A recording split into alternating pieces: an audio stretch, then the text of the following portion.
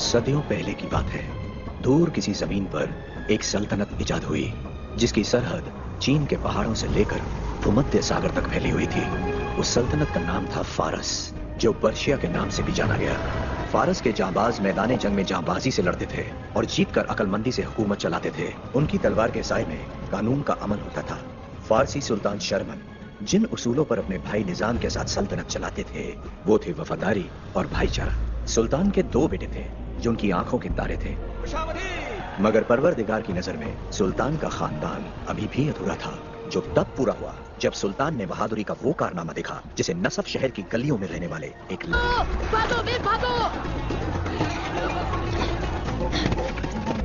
तुम्हारा नाम क्या है लड़के? दास्तान हुजूर। और माँ बाप का? खाओगे? निजाम, ले चलो इसे। छूकर सुल्तान ने दास्तान को गोद ले लिया और अपना बेटा बना लिया। ऐसा बेटा जिसकी रगों में ना तो शाही खून था और ना ही उसकी नजर सुल्तान के तख्त पर थी, तो शायद कुछ और का बन गया। उस दिन गलियों में रहने वाला एक लड़का बन गया फारस का शहजादा।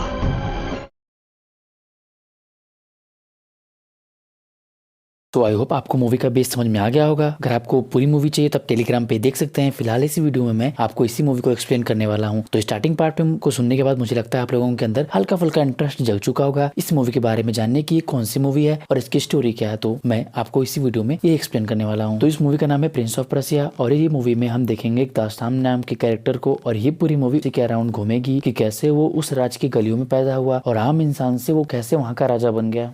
तो आपने देखा होगा वीडियो के स्टार्टिंग में कि कैसे वहाँ के किंग ने दास्तान को चुना, वो भी एक मार्केट से। तो मैं अब कहानी को शुरू करता हूँ 15 साल बाद से। तो जैसा कि आप जानते हैं कि प्रिंस के ऑलरेडी 2 बेटे थे और उन्होंने दास्तान को अडॉप्ट किया है। हम देखते हैं कि वो अब काफ़ी बड़े हो चुके हैं और वो तीनों मिलकर अपने चाचा के साथ अपने पड़ोसी देश पर अटैक करने जाते हैं, जो कि उनका बहुत ही अच्छा दोस्त होता है। पर अपने चाचा के कहने पर वो लोग वहाँ पर अटैक करने जाते हैं और ये बात किंग को नहीं पता है कि वो तीनों बगल वाले देश पर अटैक करने जाते हैं। आखिरकार हम देखते हैं कि वो तीनों अपने चाचा के साथ मिलकर रात में प्लानिंग कर देते हैं कि अगले दिन कौन कैसे अटैक करेगा उस कंट्री पर। और आखिरकार अगले दिन हम देखते हैं कि वो लोग उस देश पर अटैक कर भी लेते हैं और उस देश को जीत भी लेते हैं। दास्तान की बहादुरी और काबिलियत पे वो लोग उस देश को आसानी से जीत लेते हैं। देखते हैं कि जैसे स्टेन उस देश को जीतने के बाद वहाँ की रानी से अपने चाचा और भाई के साथ मिलने जाते हैं, तभी हम देखते हैं कि वो रानी स्टेन के भाई को मारने वाले होती है, तभी उसके चाचा उसे बचा लेते हैं। और जब पहली बार स्टेन उस रानी को देखते हैं यानी प्रिंसेस को देखते हैं तो वो काफ़ी खूबसूरत होती है और उनसे कहते हैं कि आप मुझसे शादी कर लीजिए नहीं तो आप मर जाइए। तो हम देखते हैं कि वो प्रिंसेस शुरुआत में तो कहती हैं कि मैं आपसे शादी नहीं करूँगी बल्कि मरना पसंद करूँगी। तब हम देखते हैं कि जैसे दास्तान के पास वो खंजर देखती हैं यानी वो तलवार देखती हैं तो वो तुरंत मना कर देते हैं और कहते हैं कि ठीक है स्टेन, मैं आपसे शादी करने के लिए तैयार हूँ। दूसरी तरफ हम देखते हैं कि जैसे स्टेन अपने फादर यानी कि वहाँ के किंग से मिलने जाते हैं, वहाँ के किंग उन पर काफ़ी गुस्सा कर रहे होते हैं। वो कहते हैं कि तुमने हमारे पड़ोसी राज्य पर हमला कर बहुत गलत किया, वो बहुत ही पाक और अच्छे मित्र हैं हमारे, और वहाँ की प्रिंसेस को भी तुमने अपने साथ लेकर आए, ये बहुत ही गलत बात है। हम देखते हैं कि प्रिंस बार बार अपने चाचा को देख रहे होते हैं तो प्रिंस इस बात से काफ़ी गुस्सा हो रहे होते हैं। कहते हैं कि तुम आने वाले किंग हो, तुम अपना डिसीजन खुद नहीं ले पा रहे हो तो तुम जीवन में कुछ नहीं कर पाओगे। अगले समय हम देखते हैं कि स्टैन कहते हैं कि नहीं, जब तक मैं उस देश की गद्दारी साबित नहीं कर देता कि वो हमारे साथ धोखा कर रहे थे तब तक मैं आपके सामने कभी नहीं आऊँगा। ये बात कहकर स्टैन वहाँ से चले जाते हैं। इसमें हम देखते हैं कि स्टैन दास्तान को एक पवित्र लिबास देते हैं जो कि वहाँ के मौलवी पहने हुए थे अपनी इबादत करते हुए। हम देखते हैं कि दास्तान वो लिबास लेकर तुरंत किंग से मिलने जाते हैं और हम देखते हैं कि किंग जैसे ही दास्तान से मिलते हैं वो उनकी काफ़ी तारीफ करते हैं। वो कहते हैं कि मुझे पता है कि तुम्हारी बहादुरी और काबिलियत के दम पर ही हमने बगल वाले राज्य पे जीत हासिल कर ली है। हम देखते हैं कि दास्तान और वो लोग काफ़ी लोग वहाँ पे एंजॉय कर रहे होते हैं। तभी हम देखते हैं कि जो प्रिंसेस होती हैं उनका शादी दास्तान के साथ किंग फिक्स कर देते हैं, ये जानते हुए भी कि उसको स्टैन पसंद करते हैं। हम देखते हैं कि किंग कहते हैं कि कोई बात नहीं दास्तान, तुम इसके साथ शादी कर लो, यही मेरा आदेश है। तभी हम देखते हैं कि दास्तान कहता है कि मैं आपके लिए एक तोहफा लेके आया हूँ और जैसे ही वो तोहफा दिखाते हैं वो पवित्र लिबास जैसे ही किंग पहनते हैं, किंग के तरफ एक अजीब सा अटैक होता है। एक तरह से कहिए कि उस लिबास में जहर होता है जिससे किंग की बॉडी पूरी जलने लगती है और वहाँ के लोग ये समझते हैं कि दास्तान ने किंग को मारने की कोशिश की है और तभी हम देखते हैं कि किंग की मौत हो जाती है और वहाँ के सारे सिपाही दास्तान पर अटैक करने लगते हैं और वहाँ के चाचा जो होते हैं वो भी यही समझते हैं कि किंग को मारने में दास्तान का ही हाथ है। तभी हम देखते हैं कि रानी यानी प्रिंसेस और दास्तान वहाँ से किसी तरह बचकर भाग जाते हैं। अगले सीन में हम देखते हैं कि दास्तान उसी प्रिंसेस से बता रहे होते हैं कि उन्होंने अपने फादर को नहीं मारा, यानी उन्होंने किंग के कपड़े में जहर नहीं मिलाया। तभी हम देखते हैं कि प्रिंसेस जो होती है वो दास्तान के थोड़ा करीब भी आती है पर तभी उस पर अटैक कर देती है और उस दौरान बचने के लिए दास्तान उसी खंजर को बाहर निकालता है। तभी उस खंजर के टॉप पर एक बटन होता है, एक तरह से कहिए तो उसको दबा देता है और दास्तान ये फील करता है कि वो पास्ट से एक तरह से पास्ट में चला गया है। तभी वो फील करता है कि उसके साथ वो चीज़ दोबारा हो रहा है। एक तरह से कहिए तो उस खंजर में कहीं ना कहीं शक्ति थी और ये देखकर दास्तान काफ़ी हैरान होता है और प्रिंसेस से कहता है कि ये कैसा है, ये कैसा जादू है, इसमें कौन सी शक्ति है कि मैं इससे पास्ट में जा सकता हूँ। हम देखते हैं स्टन को कि जो वहाँ का अगला किंग बन चुका है अपने फादर के मरने के बाद और वो यही सोचता है कि उसके फादर को मारने वाला और कोई नहीं दास्तान ही है और वो इसके लिए अपनी फोर्स को लगा दिया है दास्तान को ढूंढने के लिए ताकि वो उसको सजा दे सके। और मूवी इसी तरह आगे बढ़ ही रही होती है। मूवी में थोड़ी मोटी मुश्किलें आती रहती हैं दास्तान को साबित करने के लिए कि वो सही इंसान है, उसने अपने फादर को नहीं मारा है। हम देखते हैं कि दास्तान को कहीं ना कहीं डाकू मिलते हैं रास्ते में, वो उसे किडनैप कर लेते हैं और किसी तरह दास्तान और प्रिंसेस वहाँ से बचकर निकलते हैं। जैसे हम देखते हैं कि दास्तान अपने फादर के जनाजे में जाते हैं और वहाँ अपने चाचा को एक चिट्ठी लिखते हैं और उनके पॉकेट में डाल देते हैं कि मुझे आप किस जगह पे मिलिए। तो हम देखते हैं कि आखिरकार उनके जो चाचा होते हैं वो उनसे मिलने आते हैं। तभी दास्तान उन्हें पूरी सच्चाई बता रहे होते हैं कि उनके किंग यानी उनके भाई को मारने वाले और कोई नहीं बल्कि स्टैन ही है जो कि वहाँ किंग बन चुका है। हम देखते हैं कि शुरुआत में जो उसके चाचा होते हैं वो इस बात को नहीं मानते हैं, वो कहते हैं कि तुम्हारे पास अपने बेगुनाही का सबूत है। तो हम देखते हैं कि शुरुआत में दास्तान को भी कहीं ना कहीं उन पर शक हो रहा होता है। उनका नाम निज़ाम होता है। हम देखते हैं कि निज़ाम का जो हाथ होता है वो जला होता है। तो इस बात को दास्तान नोटिस करता है और कहता है कि आपके हाथ कैसे जल गए, बल्कि आपने तो किंग को छुआ ही नहीं था। और कहीं ना कहीं ये बात दास्तान को भी शक होने लगता है कि किंग को मारने वाला कोई और नहीं बल्कि उनके चाचा ही हैं, ना कि स्टैन है। तो हम देखते हैं कि तभी दास्तान पर अटैक कर दिया जाता है वहाँ के सिपाहियों के द्वारा। और दूसरी तरफ हम देखते हैं कि निज़ाम जाते हैं किंग के पास यानी स्टैन के पास जाते हैं और उनसे कहते हैं कि दास्तान ने मुझे मारने की कोशिश की है, यानी वो हमारी तरफ बगावत कर रहा है और आप सख्त से सख्त ऑर्डर दीजिए कि दास्तान को अरेस्ट न किया जाए बल्कि उसको मार दिया जाए। हम देखते हैं कि शुरुआत में स्टैन कहता है कि नहीं वो मेरा भाई है, उसे एक बार बेगुनाही का सबूत तो ढूंढने का मौका मिलना चाहिए, या नहीं उसे सिर्फ और सिर्फ अरेस्ट किया जाए, उसे ना मारा जाए, उसे मेरे सामने पेश किया जाए। मैं उससे पूछना चाहता हूँ कि उसने मेरे पिता को क्यों मारा। और अगले सीन में हम देखते हैं कि जो प्रिंसेस होती है वो दास्तान को उस खंजर की पूरी कहानी बताती है कि कैसे कुदरत ने वहाँ के लोगों को मारने की कोशिश की थी।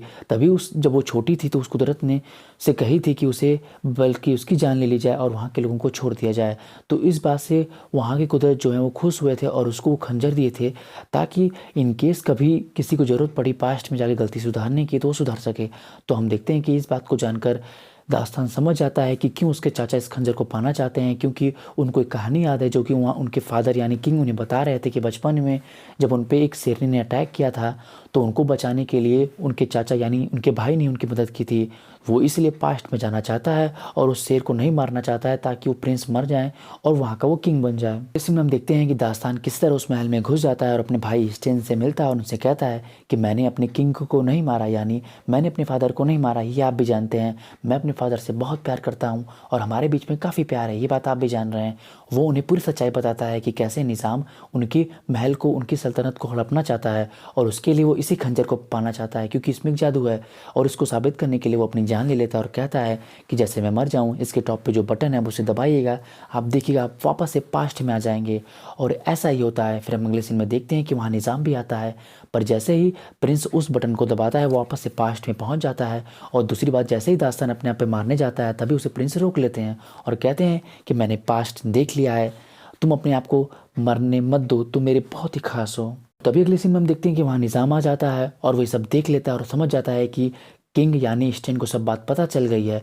और वो तभी अपने एक और साथी को बुलाता है और स्टेन को तुरंत ही मार देता है और दास्तान को भी अरेस्ट कर लेता है और उससे वो जादुई खंजर ले लेता है और वहाँ से चला जाता है। अगले सीन में हम देखते हैं कि दास्तान को बचाने के लिए प्रिंसेस आती हैं और वो दोनों किसी तरह वहाँ से बचकर निकल जाते हैं और उनको वो जगह ढूंढनी थी जहाँ पर रेत का पहाड़ हो, क्योंकि उस खंजर की एक कमी थी कि उसके अंदर जब तक वो जादुई रेत ना जाएगी तब तक वो काम नहीं करेगी, और उस खंजर की जादुई रेत खत्म हो चुके थे। तभी हम देखते हैं कि निज़ाम भी उस जादुई रेत को ढूंढने के लिए नीचे जाता है, और दूसरी तरफ दास्तान और प्रिंसेस भी जाती हैं। हम देखते हैं कि उनको रास्ते में काफ़ी मुश्किलें आती हैं, और आखिरकार दास्तान का फाइट भी होता है अपने चाचा से, निज़ाम से, और आखिरकार हम देखते हैं कि वो खंजर दास्तान उस जादुई रेत में घुसा देता है, और किसी तरह वो दोनों पास्ट में पहुंच जाते हैं। और पास्ट में कहाँ चले जाते हैं, जहाँ से पूरी मूवी की स्टार्टिंग हुई थी, यानी वो उसी जगह पहुंच जाते हैं जहाँ पर वो युद्ध स्टार्ट हुआ था। हम देखते हैं कि वहाँ के बाकी लोग जश्न मना रहे होते हैं क्योंकि उन्होंने उस कंट्री को जीत लिया है, और वो लोग काफी खुश हैं। तभी हम देखते हैं कि दास्तान अपने भाई से कहते हैं कि ये हमने गलत किया है, ये देश हमें से कभी दुश्मनी किया ही नहीं, ये सारी प्लानिंग हमारे निजाम की है, यानी हमारे चाचा की है, ताकि